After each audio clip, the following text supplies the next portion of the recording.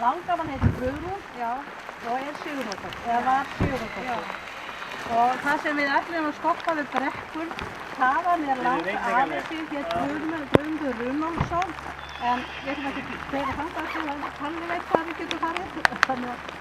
Þannig að við ætlum að fara þá þangað bara í bakaleginni. Komum við á brekkuna, þetta er pappir aðeins. Já, ok.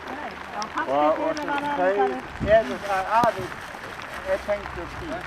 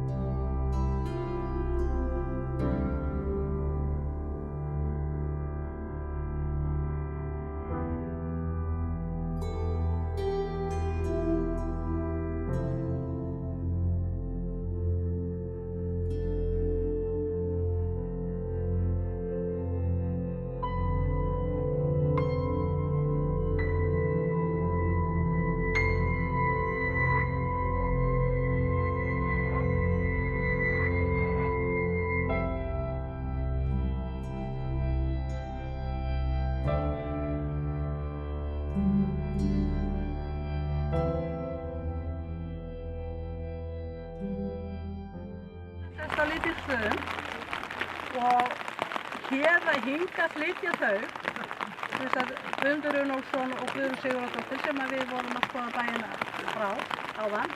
Þau flytja hingað, þessi þá orðið hjón, flytja hingað og hér eiga þau 5 starfsfólkalega sem ég hef fundið og Sigurður einn af þeim, Sigurður afi, okkar elstu kynslóðarinnar.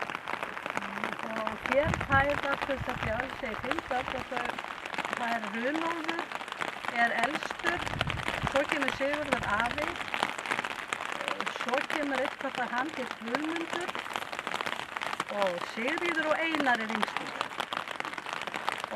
En hér þegar að Sigríður eitthvað 17 ára gömul, þá eru þau ennþá hérna.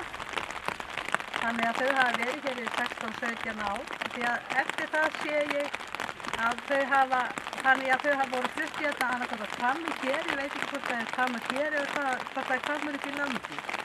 Ég kann það ekki. En hér þessar stundum búskap eftir því sem ég kemst næst. Og þau hafa náttúrulega ekki átt heima hérna í þessu húsi. Þau sögðu mér þegar einmitt þessi kona hér. Hún sagði okkur síðast þegar við vorum hérna að það hefði verið torfbær, svona rústir af torfbær hérna einhvers staðar á svæðinu þegar þau byggðu þetta hús. Og það hefur trúlega verið, já, eru einhverja rústir af honum hér? Nei, einmitt. Það er bara hér? Já, þau jöfnuðu torfbærinu í jörðu þannig að hann sést ekki lengur en það hefur trúlega verið bæri sem að þau systkini eru fætt í.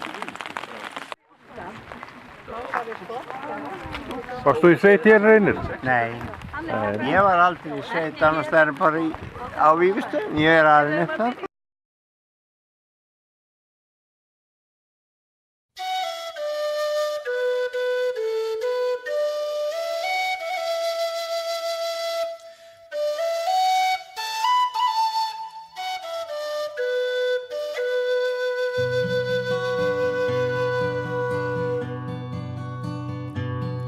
Of all the money that e'er I spent,